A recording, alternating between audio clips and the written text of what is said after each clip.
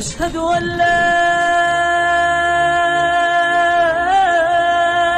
إله إلا الله. إن الحمد لله نحمده ونستعينه ونستغفره ونعوذ بالله من شرور أنفسنا ومن سيئات أعمالنا. من يهده الله فلا مضل له ومن يضلل فلا هادي له. وأشهد أن لا إله إلا الله وحده لا شريك له وأشهد أن محمدا عبده ورسوله. يا أيها الذين آمنوا اتقوا الله حق تقاته ولا تموتن إلا وأنتم مسلمون. يا أيها الناس اتقوا ربكم الذي خلقكم من نفس واحدة وخلق منها زوجها وبث منهما رجالا كثيرا ونساء.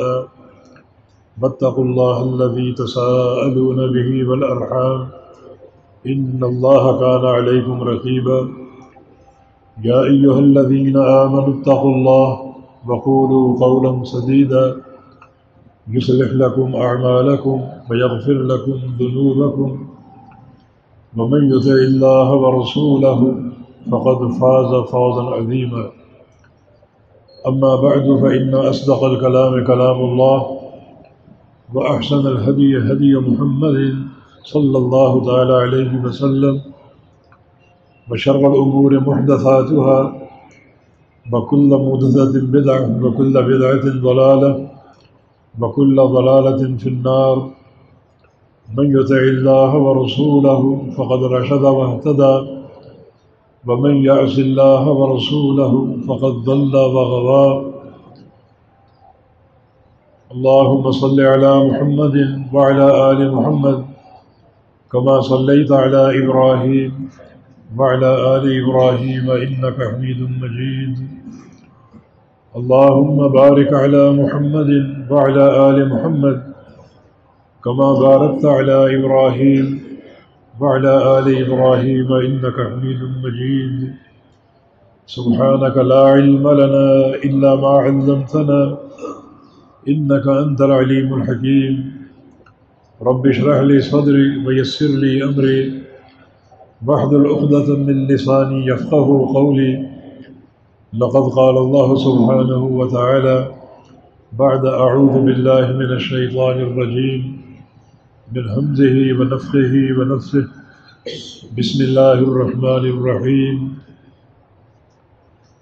تبارك الذي بيده الملك وهو على كل شيء قدير. الذي خلق الموت والحياة ليبلوكم أيكم أحسن عملا وهو العزيز الغفور.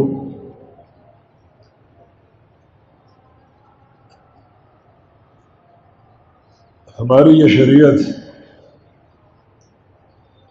اتنی بابرکت ہے،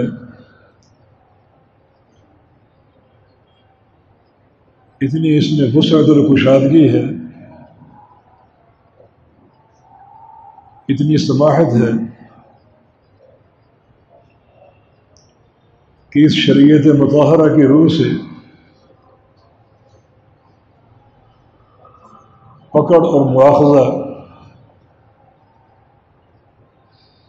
صرف ایک ہی کوتاہی پر قائم ہے اور وہ عملی کوتاہی ہے۔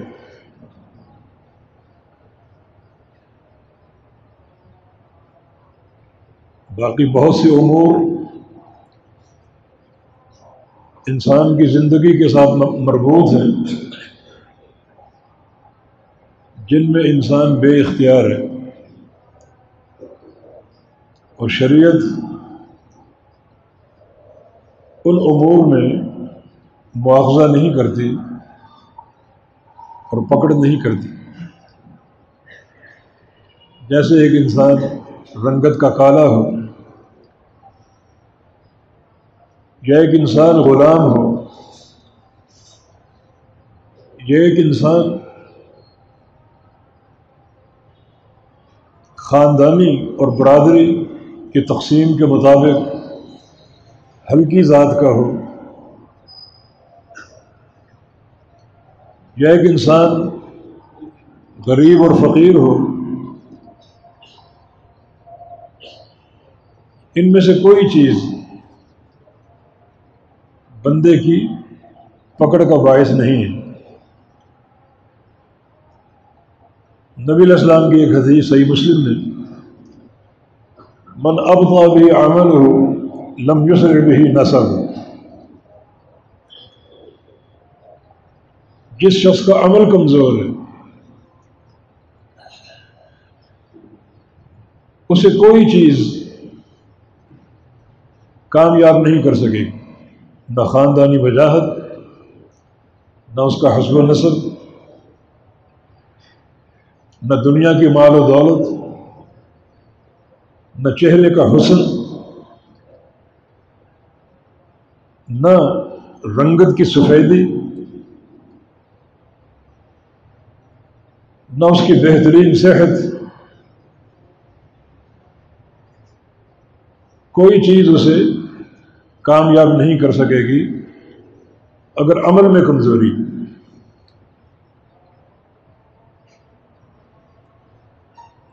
تو یہ چیزیں جو ہیں جن میں انسان بے اختیار ہے، نہ یہ مدح اور تعریف کا باعث ہے اور نہ مذمت اور سزا کا باعث ہے۔ صرف ایک ہی چیز ہے جو کامیابی اور ناکامی کی محور ہے، اور وہ انسان کا عمل۔ عمل میں عقیدہ بھی شامل ہے، کیونکہ عقیدہ دل کا عمل ہے، تو وہ انسان کا عمل ہے۔ جو دنیا میں سب سے اعلیٰ نسب ہے وہ قریش کا نسب ہے، جس خاندان سے محمد عربی صلی اللہ علیہ وسلم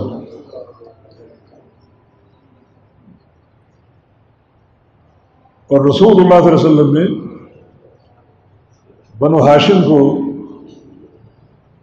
پھر بنو عبد المطلب کو خطاب فرمایا کہ اعملوا، عمل کرو، انقذوا انفسکم من النار، اپنی جانوں کو خود جہنم سے بچاؤ۔ قریشی ہونا، ہاشمی ہونا یا مطلبی ہونا کافی نہیں، محور نجات عمل ہے۔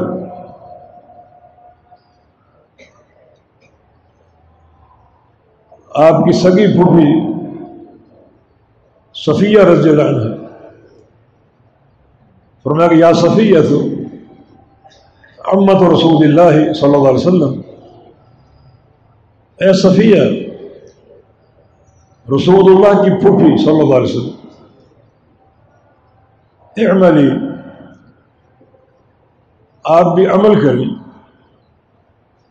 انقذی نفسک من النار، اور اپنی جان کو خود جہنم سے بچائیں عمل کے ذریعے۔ جو ایک ہمارا نسبی تعلق ہے یہ قیامت کے دن کام نہیں آئے گا۔ عمل کی اساس ضروری ہے، اور بالآخر آپ نے اپنے جگر گوشہ اپنی بیٹی فاطمہ سے کہا، یا فاطمہ بنت محمد صلی اللہ علیہ وسلم، میری بیٹی فاطمہ، سلینی ما شئت، مجھ سے بیٹی ہونے کے ناطے دنیا کے مال کا سوال کر لو، میں تمہیں ضرور دوں گا۔ یہ ایک تعلق ہے جس میں اسی قدر کامیابی یا فائدے کا عنصر شامل ہے کہ تم میری بیٹی ہو، میں تمہارا باپ ہوں، تو بیٹی ہونے کے ناطے مجھ سے مانگ لو، سوال کر لو، دنیا کے مال کا وہ میں تمہیں دوں گا، لیکن انقذی نفسک من النار، اپنے آپ کو جہنم سے خود ہی بچانا ہوگا، عمل کرنا ہوگا۔ اتنا قوی اور قابل تعریف رشتہ قیامت کے دن کام نہ آ سکے گا۔ دنیا میں جو میں دے سکتا ہوں وہ دوں گا، لیکن آخرت کی جو کامیابی کا محور ہے وہ تمہارا عمل ہے۔ تو دین اسلام میں کامیابی اور ناکامی کا نقطہ صرف ایک ہی ہے۔ یہ بھی ایک بہت بڑی ایک برکت ہے، سماحت ہے۔ اگر کاموں کو پھیلا دیا جاتا تو ان کا اجتیاب مشکل ہوتا، لیکن ایک ہی چیز ہے بس،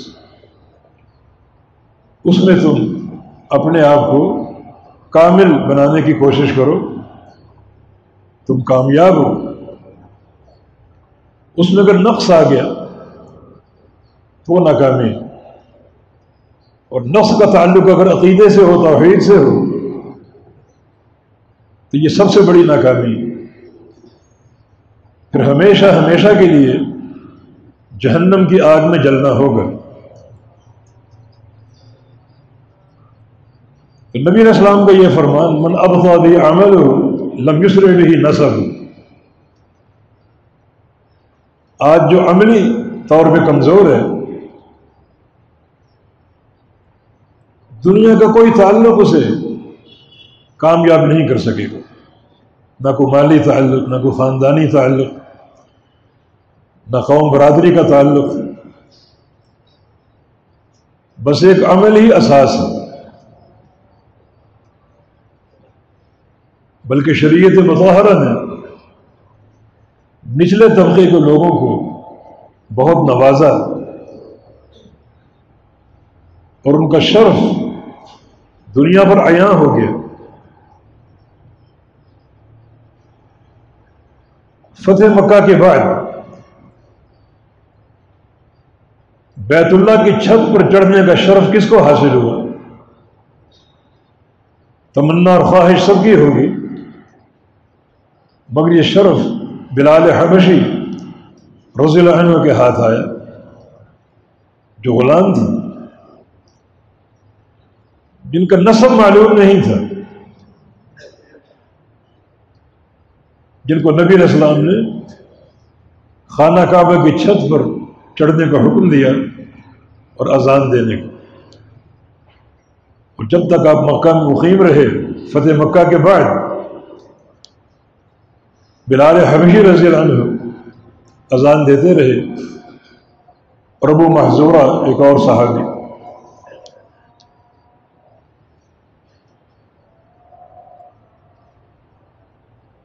حالانکہ کوئی خاندانی وجاہت نہیں ہے، کوئی قوی رشتہ نہیں ہے،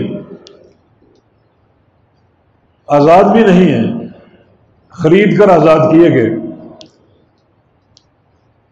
مالدار بھی نہیں ہے،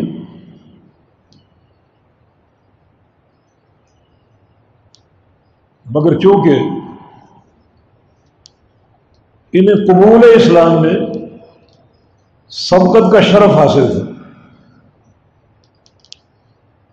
عمرو بن عباسہ رضی اللہ عنہ بالکل اسلام کے آغاز میں نبی علیہ السلام سے ملے، اسلام قبول کرنا چاہا، بہت سی باتیں کی انہوں نے، لیکن نبی علیہ السلام نے ان سے کہا کہ جب دین اسلام طاقت پکڑ لے تب تم آ کر اسلام قبول کرنا۔ اس نے پوچھا تھا، من اتبعک علی ھذا الامر یا رسول اللہ، یا رسول اللہ صلی اللہ علیہ وسلم، آپ کو دعوت دیتے دیتے کچھ وقت گزرا ہے، اب تک کتنے لوگ مسلمان ہو سکے؟ فرمایا کہ 2، عبد و حر، ان میں ایک آزاد ہے ابو بکر صدیق رضی اللہ عنہ، اور ایک غلام بلال رضی اللہ عنہ، بس باقی ایک بچہ علی رضی اللہ عنہ اور ایک خاتون خدیجہ رضی اللہ عنہ، لیکن مردوں میں سے 2 ہی اسلام قبول کر سکے، تو سیدنا بلال کو قبول اسلام میں سبقت کا شرف حاصل، اور یہ شرف پوری زندگی ان کی ایک عظمت کا ثبوت تھا۔ اس سبقت کے شرف کی بنا پر انہیں ہمیشہ مقدم کیا جاتا تھا۔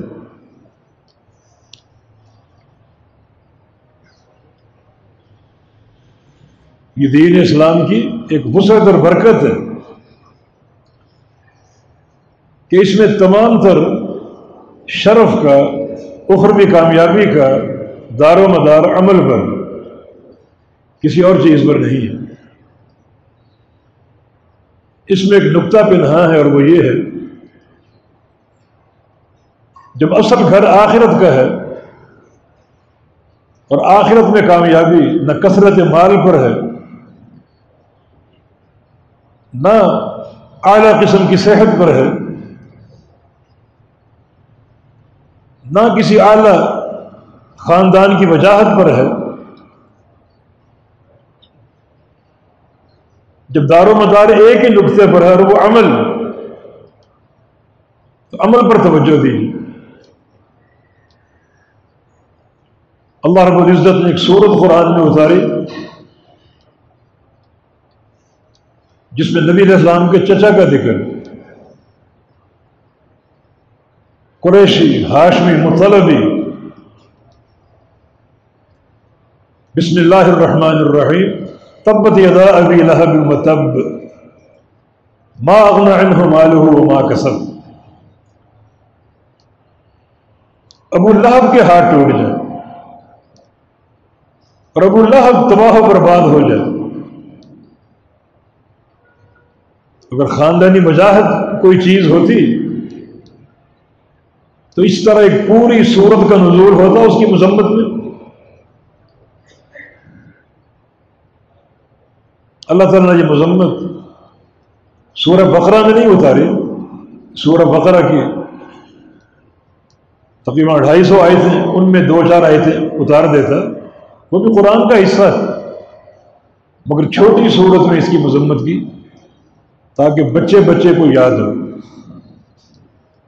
یہ صورتیں وہ ہیں جن سے انسان آغاز کرتا ہے، بچپن میں چند صورتیں حفظ کرائی جاتی ہیں تاکہ بچے بچے کی زبان پر ابو لہب کی مذمت ہو۔ قرآن حکیم میں ایک ہی صحابی کا نام آیا ہے، اور وہ بھی آزاد کردہ غلام زید بن حارثہ رضی اللہ عنہ۔ تو پھر یہ خاندانی اونچ نیچ جو ہے، اس کا نہ کوئی دنیاوی شرف ہے اور نہ آخرت میں اس کو ملحوظ رکھا جائے گا۔ صرف ایک نقطے پر آپ نے تیاری کرنی ہے، اور وہ ہے عمل۔ اب اس عمل میں جتنا حسن پیدا کر سکو، جتنی خوبصورتی لا سکو،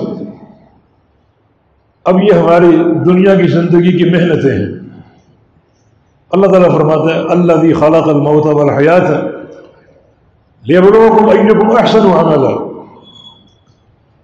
اللہ رب العزت نے موت اور حیات کا نظام بنایا ہے۔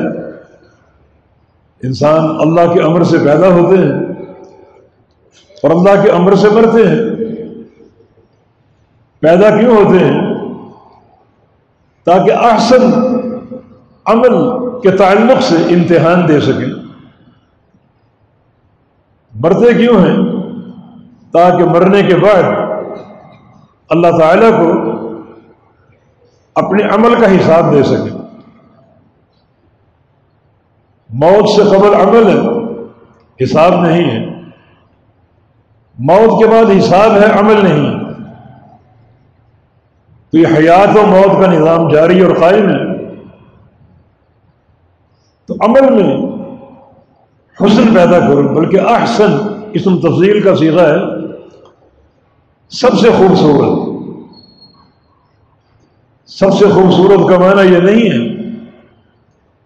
کہ اپنی مرضی سے ملمہ سازی کریں، نقش و نگار بنائیں عمل کو سجانے کے لیے، جیسے بہت سے لوگ چراغاں کرتے ہیں بعض اعمال کے. یہ حسن نہیں ہے. حسن جو ہے نبی علیہ السلام کی سنت کے ساتھ، جس عمل پر رسول کریم صلی اللہ علیہ وسلم کی مہر نہیں ہے، وہ عمل چاہے چاندی اور سونے کا ہو، ہیروں سے جواہرات سے جڑا ہو، وہ جوتے کے لو کے بھی قابل نہیں. اور محمد کریم صلی اللہ علیہ وسلم سے جو عمل ثابت ہے وہ خوبصورت عمل، اس میں خوبصورتی پیدا کرو. خوبصورتی کیسے پیدا کرو؟ ان عمل کا ظاہر سنت کی اتباع کے ساتھ ہو، اور عمل کا باطن اخلاص کے ساتھ ہو. جس قدر اخلاص کا جذبہ بڑھتا جائے گا، عمل کے حسن میں اضافہ ہوتا جائے گا. اللہ تعالیٰ کے ہاں اجر کثیر کی انتہا نہیں ہے کوئی بھی. لیوفیہم اجورہم ویزیدہم من فضلہ، تاکہ اللہ تعالیٰ پورا پورا اجر دے اور اپنے فضل سے بڑھا بھی دے. یا اللہ کتنا بڑھائے گا اس کی تحدید نہیں ہے. تمہارے اخلاص کو دیکھوں گا، اس کے بقدر بڑھاتا جاؤں گا. تمہارے اندر جو اتباع کا جذبہ موجود ہے اسے دیکھوں گا، اسی کے بقدر بڑھاتا جاؤں گا. شریعت میں ثواب کی تحدید نہیں ہے. ایک نیکی 10 گنا بڑھ سکتی ہے، 10 گنا پر یہ عدد بند نہیں ہوتا. 70 گنا بھی، 700 گنا بھی. یہ نہ سمجھے کہ 700 گنا پر معاملہ رک گیا، بلکہ فرمایا واللہ یضاعف لمن یشاء، اللہ جس کے لیے چاہے اور بڑھا دے. جس قدر تم حسن پیدا کرتے جاؤ گے، اور عمل ہی در حقیقت نجات یا ناکامی کا ایک محور ہے. عمل میں کوتاہی ہے تو ناکام ہو، اور عمل اگر درجہ کمال تک پہنچا ہوا ہے حسن کے ساتھ تم کامیاب ہو. لیکن لوگ اس میں متفاوت ہیں، مختلف نوعیتیں ہیں. ہر ایک کا اتباع کا جذبہ برابر نہیں ہے، اور ہر ایک کا اخلاص بھی برابر نہیں. رمضان آنے والا ہے، ایک رات اس ماہ مبارک میں اللہ نے رکھی ہے، اس کا اجر 1000 سال کے برابر ہے نہیں، 1000 سال سے زیادہ ہے. یہاں بھی تحدید نہیں ہے. لیلۃ القدر خیر من 1000 شہر. لیلۃ القدر جو ہے اس ایک رات کی عبادت کا اجر 1000 مہینے یعنی 85 سال کے برابر نہیں بلکہ بہتر. کتنی بہتر ہے؟ جتنا آپ کے عمل میں حسن ہوگا، اخلاص کا زیور ہوگا، نبی علیہ السلام کی اتباع کا جذبہ ہوگا، اتنا ہی بہتر ہوگا. اخلاص کی بات چلی تو ایک نقطے پر بحث کرتے ہیں. در حقیقت یہ ایک بڑا تاریخی قول ہے نبی علیہ السلام کے صحابی زبیر ابن عوام رضی اللہ عنہ، عشرہ مبشرہ میں سے، اور جنت میں نبی علیہ السلام کے حواری. ان کا ایک قول ہے من استطاع ان تکون له عند اللہ خبیئہ فلیفعل. اگر کوئی شخص یہ طاقت رکھے جو اخلاص کی چوٹی پر فائز ہو، اگر یہ طاقت رکھے کہ اس کا کوئی عمل صرف اللہ کے پاس راز ہے اور کوئی نہیں جانتا، تو ایسا کر گزرو. یہ اخلاص کی چوٹی ہے اور کوئی نہیں جانتا. معنی کیا ہے؟ آپ کی بیوی نہیں جانتی، آپ کی اولاد نہیں جانتے، آپ کے والدین نہیں جانتے، ایک ہی گھر میں رہتے، دوست احباب نہیں جانتے، روزانہ ملتے ہیں، کوئی نہیں جانتا. آپ نے اس کو راز بنا کے رکھا ہوا ہے اپنے رب کے لیے. تو ایسا کر جاؤ. یہ اخلاص کی وہ چوٹی ہے جو اللہ تعالی کی رضا کی موجب ہے.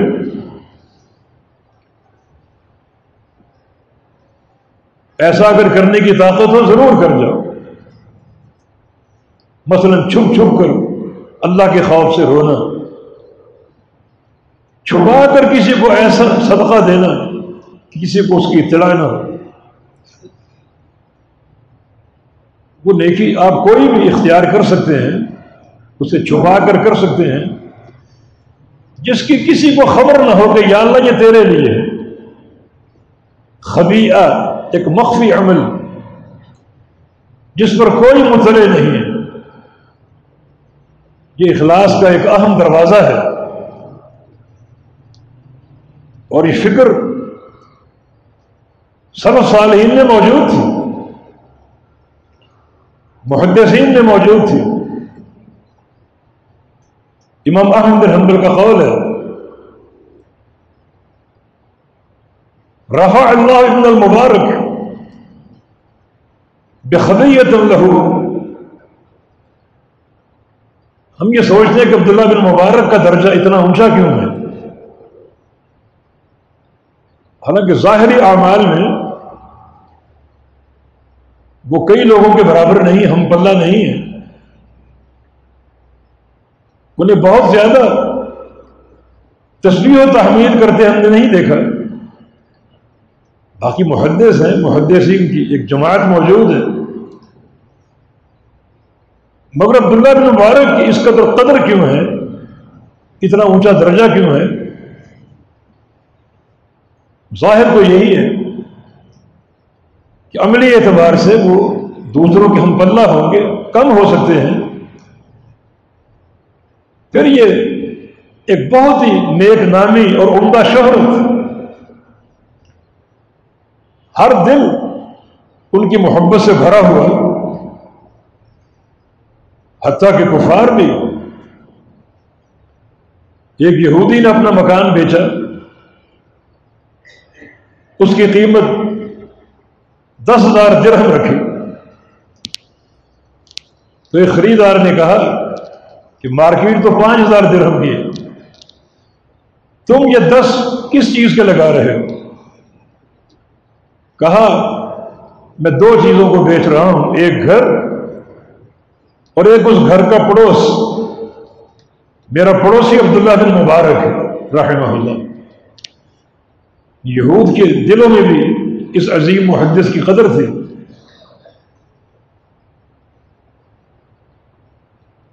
تو فرماتے ہیں کہ یقیناً عبداللہ بن مبارک کا کوئی خبیہ ہے، کوئی ایسا مخفی عمل جو اللہ کے لیے وہ انجام دیتے ہیں. اور اللہ تعالیٰ ایسے بندے سے محبت کرتا ہے، اس کے پیار کو دنیا میں پھیلا دیتا ہے، اپنی مخلوقات کے اندر اس کی محبت کو پیوست کر دیتا ہے، بلکہ بعض نشانیاں دکھا دیتا ہے کہ یہ بندہ آخرت میں ہمارا مقرب ہوگا. یہی قول امام مالک کے بارے میں بھی.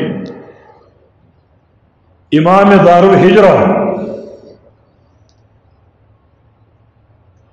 امام مالک رحمہ اللہ کو اتنی قدر و منزلت کس چیز سے حاصل ہوئی؟ کیونکہ ظاہری اعمال تو یکساں ہیں، نفلوں کی ادائیگی، روزے رکھنا، قال قال رسول اللہ کی صدائیں، ظاہری اعمال، مگر اسی معاشرے میں وہ سب سے زیادہ رفیع القدر ہے، رفیع المنزلت ہے. لگتا ہے کہ اللہ کے ہاں ان کا کوئی مخفی عمل ہے جس پر کوئی مطلع نہیں ہے.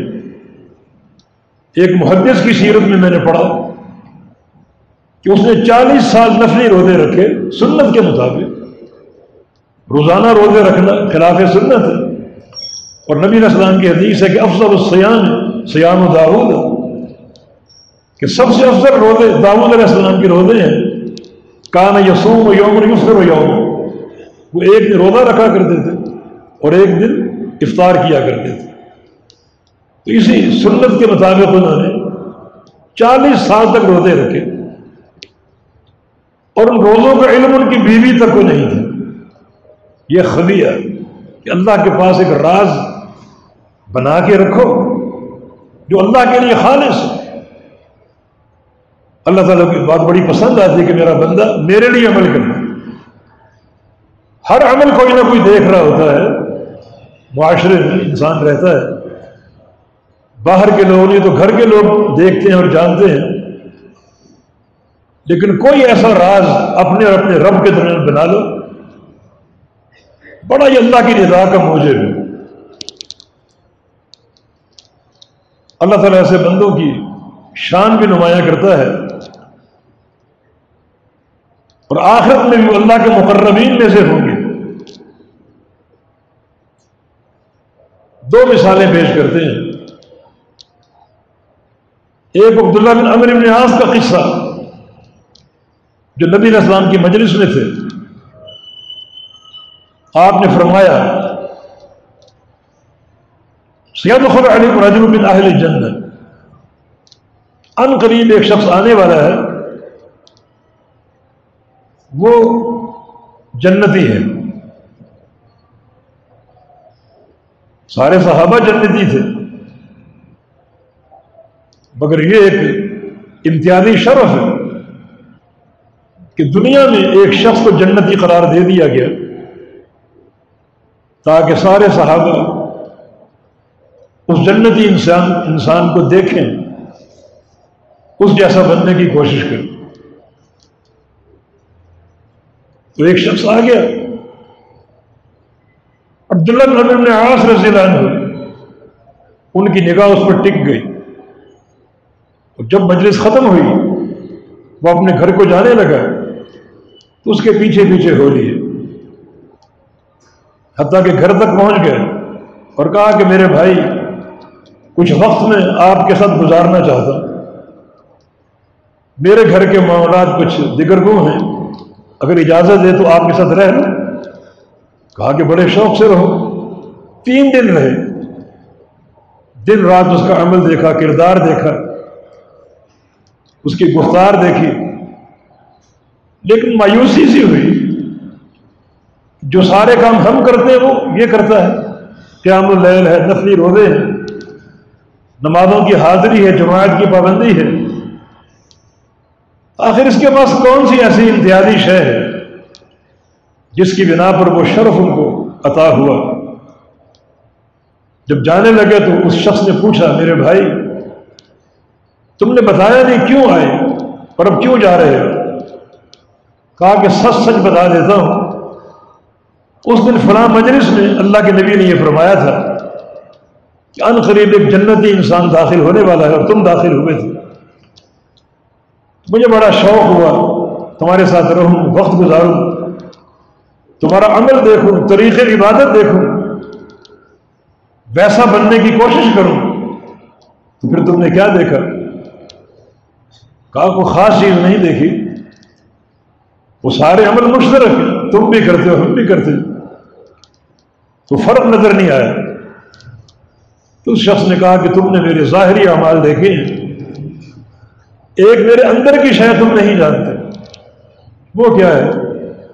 لیس فی قلبی غش لأحد، میرے دل میں کسی شخص کے بارے میں کوئی میل کچیل نہیں ہے. دل جو ہے نا ایک شفاف آئینے کی طرح ہے، یہ نیکی میں نے اپنے رب کے لیے خالص بنا کے رکھی ہوئی ہے، یہ سارے رب کی مخلوق ہیں، رب کے بندے ہیں، میں ان کے ساتھ کیوں بگاڑ پیدا کروں؟ اس دل میں کوئی حسد نہیں، کوئی کینہ اور بغض نہیں، کوئی عداوت نہیں، کسی قسم کے نقصان کی نیت نہیں۔ یہ دل ایک شفاف آئینے کی مانند ہے۔ یہ ایک میرے اور میرے رب کے درمیان ایک راز ہے۔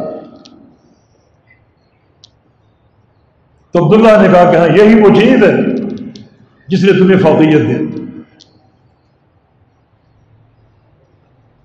دوسرا قصہ مسند احمد میں رسول اللہ صلی اللہ علیہ وسلم نے ایک بار بلال حبشی سے کہا کہ اخبرنی بارجع عملک، بلال مجھے بتاؤ تمہارا سب سے خوبصورت عمل کون سا، سب سے بڑا امید افزا عمل تم کیا کرتے ہو؟ اس قدر وہ پوشیدہ عمل کہ نبی علیہ السلام کو بھی اس کا علم نہیں تھا۔ وجہ کیا ہے، میں کیوں پوچھ رہا ہوں؟ فإن سمعت خشبة عليك في الجنة، میں نے جنت میں تمہارے قدموں کی آہٹ سنی۔ اور ایک حدیث میں بما سبقتنی الى الجنة، بلال تم جنت میں میرے آگے آگے کیسے؟ اتنا بڑا شرف کہ اللہ تعالیٰ نے اس شرف سے لوگوں کو آگاہ کر دیا کہ یہ بلال کا مقام ہے۔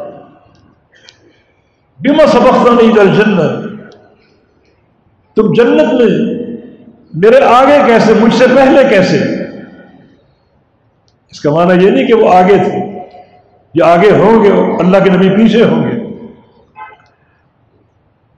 بلکہ اس کا خوبصورت معنی ابن قیم نے بیان کیا کہ بلال کا جنت میں آگے ہونا نبی علیہ السلام کے پروٹوکول کے لیے ہوگا۔ جیسے ایک بادشاہ باہر نکلتا ہے تو آگے بھی سواریاں پیچھے بھی سواریاں ایک شان کے ساتھ نکلتے اور ہونی چاہیے، بادشاہ کی ہیبت لوگوں پر قائم ہونی چاہیے۔ اگر آگے پیچھے گاڑیاں ہوں تو یہ قابل عیب نہیں ہے۔ ہاں بادشاہ کی جو سوچ کی سمت ہے وہ صحیح ہے، رعیت کے ساتھ ہمدردی اور اخلاص ہو، عدل قائم کرنا چاہتا ہو تو جو اس کے عدل کی ہیبت ہے وہ لوگوں پر پیوست ہونی چاہیے۔ اگر پروٹوکول کے ساتھ نکلتے تو یہ کوئی عیب نہیں ہے۔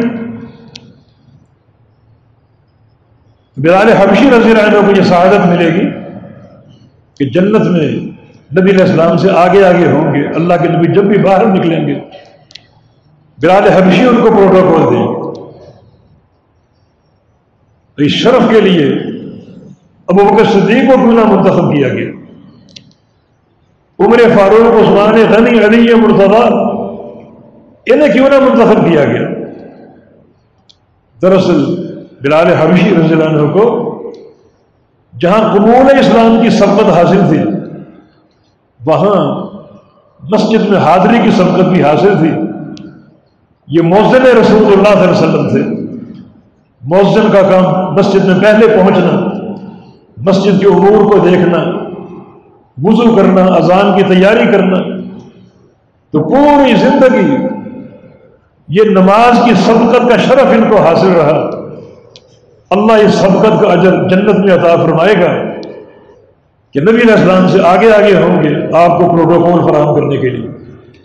والسابقون السابقون اولئک المقربون، سابقین، یہ دو دفعہ سابقون کہا، جس کا معنی السابقون فی الدنیا ہم السابقون یوم القیامہ، جن کو دنیا میں نیک اعمال کے تعلق سے سبقت کا شرف حاصل ہے، قیامت کے دن وہی سابقین ہوں گے، آگے آگے ہوں گے۔ تو بلال تم کیا عمل کرتے ہو؟ تم چلتے زمین پر ہو اور قدموں کی دمک جنت میں سنائی دیتی ہے۔ کہا کہ یا رسول اللہ صلی اللہ علیہ وسلم، ایک عمل میں نے راز رکھا ہوا تھا، کیونکہ آپ نے پوچھا تو آپ کو بتا رہا ہوں۔ میں جب بھی بے وضو ہوا دن کو یا رات کو میں فوراً وضو کرتا تھا، اور اس وضو کے ذریعے اللہ تعالیٰ جتنی مجھے توفیق دیتا نفل پڑھتا، 2 پڑھتا، 4 پڑھتا۔ یہ میرا ایک عمل تھا، ایک خبیہ کے طور پر میرے اور میرے رب کے درمیان۔ کیونکہ آپ نے یہ پوچھا تو میں نے آپ کو بتا دیا۔ دیکھیں ایک خبیہ جو اللہ کے لیے چھپا کے عمل رکھا تو اللہ اس بندے کے شرف کو ضائع نہیں کرتا، بلکہ بلال کے شرف کو اس طرح ظاہر کیا کہ ان کے قدموں کی آہٹ جنت میں پہنچتی ہے، چلتے زمین پر ہیں لیکن جنت میں ان کی آواز سنائی دیتی ہے، ان کے قدموں کی دمک محسوس ہوتی ہے۔ تو اللہ تعالیٰ نے یہ خبر دے کر ان کے شرف کو عیاں کیا کہ میرا بندہ اتنا میرے لیے مخلص ہے کہ ایسا عمل انجام دے رہا ہے جس پر کوئی مطلع نہیں ہے، اور وہ چاہتا ہے کہ یہ خبیہ ہو، رب کے پاس میرا ایک راز ہو۔ یقیناً جب قیامت قائم ہوگی تو ایک مرحلہ آئے گا، وہ مرحلہ دلوں کے راز کھولنے کا ہے۔ افلا یعلم اذا بعثر ما فی القبور وحصل ما فی الصدور۔ یہ انسان جانتا نہیں، قبر سے اٹھایا جائے گا، اور قبر سے اٹھائے جانے کے بعد ایک وقت آئے گا کہ اس کے سینے کے راز کھولے جائیں گے۔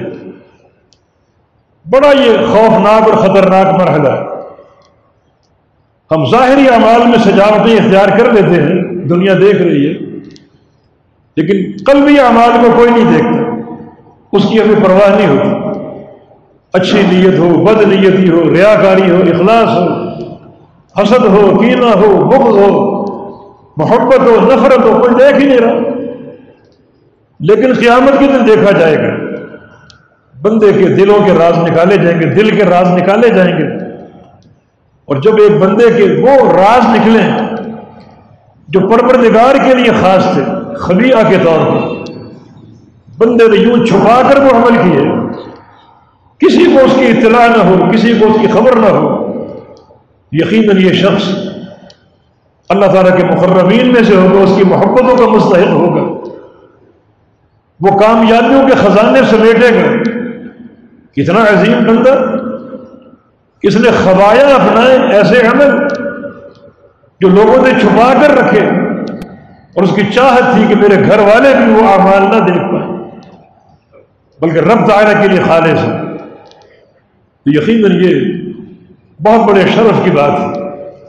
تو الذی خلق الموت والحیات لیبلوکم ایکم احسن عملا، یہ موت و حیات کا نظام جو ہے یہ احسن عمل کے تعلق سے امتحان ہے۔ اس عمل کو خوبصورت بناؤ، اور خوبصورت بناؤ، احسن بناؤ، سب سے اچھا بنانے کی کوشش کرو۔ اور عمل کی اچھائی جو ہے 2 چیزوں پر قائم ہے، ایک نبی علیہ السلام کی سنت کی اتباع کا رنگ ہو، دوسرا اخلاص کا رنگ ہو۔ اس میں جتنی بہتری لا سکو، عمل کا ظاہر مطابق ہو مصطفیٰ علیہ السلام کی سنت کے، اسی پر اکتفا نہ کریں، بلکہ دل میں ایک چوٹی کی محبت ہو نبی علیہ السلام کی سنت سے، اسی چوٹی کی نفرت ہو ہر بدعت سے۔ یہ چیزیں بھی عمل کا حسن ہے کہ بندہ سنت کے مطابق عمل کر رہا ہے، اور اس کا عقیدہ اور منہج محبت سنت پر قائم ہے، بلکہ اس کا عقیدہ اور منہج اسی شد و مد کے ساتھ نفرت سنت پر بھی قائم ہے۔ عمل کا حسن ہے یہ، پھر اللہ بڑھائے گا آپ کے ظاہر و باطن کو دیکھ کر۔ دوسرا اخلاص کا رنگ ہے، وہ اس کے اندر پیدا کرو، ریاکاری کی لعنت سے بچو، اور پھر مزید اس کو نکھارنے کے لیے کچھ ایسے اعمال اختیار کر لو، یہ ایک عمل اختیار کر لو کم از کم جو خبیہ کے طور پر ہو۔ خبیہ کا معنی ایسا راز جسے دنیا کا کوئی انسان نہیں جانتا، صرف اللہ جانتا ہے۔ تو اللہ تعالیٰ اس دلی جذبے پر انسان سے راضی ہوگا کہ یہ بندہ کتنا مخلص ہے میرے لیے، اس نے باقاعدہ ایک عمل یا کچھ اعمال ایسے چھپا کر کیے کہ کسی پر ظاہر نہیں ہونے دیے، تو یہ عمل کا حسن ہے۔ تو احسن عمل کے تعلق سے امتحان جاری ہے، پیپر آپ کے ہاتھ میں ہے، آپ جواب تیار کر رہے ہیں، اور قیامت کے دن وہ سب دیکھا جائے گا، چیک کیا جائے گا، اور اس کے نمبر آپ کو دیے جائیں گے۔ تو ایسا حسن پیدا کرو اپنے جوابات میں کہ آپ 100% نمبر لے کر کامیاب ہو جائیں اللہ کی عدالت میں۔ اللہ تعالیٰ کے اجر کی کمی نہیں ہے، لیوفیہم اجورہم ویزیدہم من فضلہ، اللہ عمل کا اجر پورا دیتا ہے، پھر اپنے فضل سے اس میں اضافہ کرتا ہے۔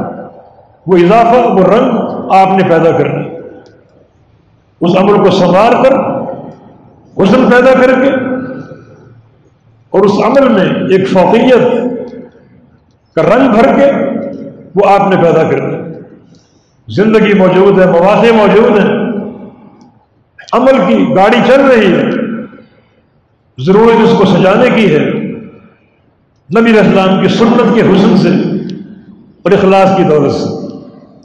ساتھ ساتھ اگر دعا ہو کہ اللہ تعالیٰ ہمارے لیے یہ منزل آسان کر دے، اللہ ہمیں بھی کچھ ایسے اعمال کی توفیق دے دے جو ہمارے اور ہمارے پروردگار کے درمیان ہو، جن سے کوئی شخص آگاہ نہ ہو۔ یہ سریرہ جو ہے، یہ راز قیامت کے دن انسان کی کامیابی پر منتج ہو۔ افلا یعلم اذا بعثر ما فی القبور وحصل ما فی الصدور، انسان جانتا نہیں ہے لوگ قبروں سے اٹھائے جائیں گے اور ان کے سینے کے راز نکالے جائیں گے۔